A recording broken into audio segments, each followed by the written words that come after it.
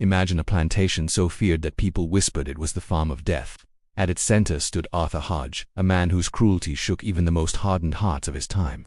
Born into wealth and power in the early 1800s, Hodgetree's life seemed destined for greatness. But instead of leaving a legacy of kindness and prosperity, he became known for something far more sinister, earning the chilling title of the cruelest man on earth. While many slave owners whipped and beat their human property, Hodge was notorious for his relentless and sadistic punishments. One of his most infamous acts was tying up slaves and throwing them into a boiling cauldron of water, all for minor infractions or simply to satisfy his sadistic whims. Survivors later described the horrific sight of their friends and family members being boiled alive, their screams echoing across the plantation, a haunting testament to their pain and suffering. But Hodge's atrocities didn't end there.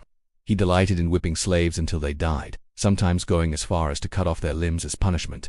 His estate became known as a place where death was a daily occurrence, not from hard work or illness, but from the deliberate and inhumane actions of their owner. As you might imagine, living under such a tyrannical regime was a fate worse than death. Slaves on Hodge's plantation lived in a constant state of terror, never knowing when they would face his wrath. Hodge took great pleasure in wielding this power, relishing in the fear that kept them obedient. The question is, why did he do it? What drove him to such extreme acts of violence and cruelty? Historians suggest that Hodge's sadism stemmed from a combination of factors. For one, slavery itself created a system where power and profit were derived from the suffering of others.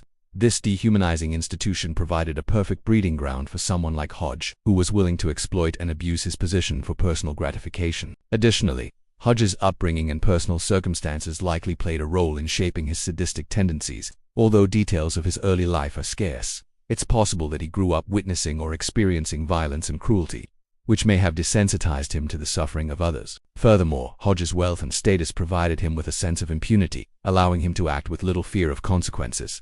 After all, in a society where slavery was legal and white people had more rights than people of color, challenging or punishing a wealthy white man was often easier said than done. Hodge's reign of terror continued for years, leaving an indelible mark on the lives of countless slaves.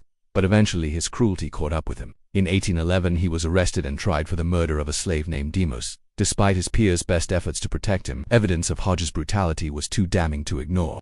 He was found guilty and sentenced to death by hanging. When Arthur Hodge's name is mentioned today, it's not as a wealthy plantation owner or a respected member of society, but as a symbol of cruelty and oppression.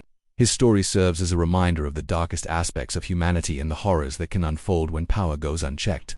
The story of Arthur Hodge may be a part of history, but the lessons it holds are timeless. It teaches us that no matter how powerful or privileged we may be, we must always remain accountable for our actions, and that cruelty and oppression, regardless of how ingrained in society, should never be accepted or tolerated.